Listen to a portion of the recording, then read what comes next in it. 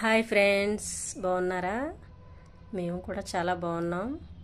ఎండ అయితే బయట బాగా అదిరిపోతుంది, చూసారా? బట్టలు కూడా తడిచిపోతున్నాయి, అంత ఎండ ఉంది. మీకోసం నా వాయిస్లో ఒక పాట పాడతాను, భరించండి. మీరు భరిస్తారు నాకు తెలుసు. మా సబ్స్క్రైబ్స్ కోసం అయినా నా ఓన్ వాయిస్తో అప్పుడప్పుడు పాట పాడతాను, మీరు భరించాల్సిందే, ఓకేనా?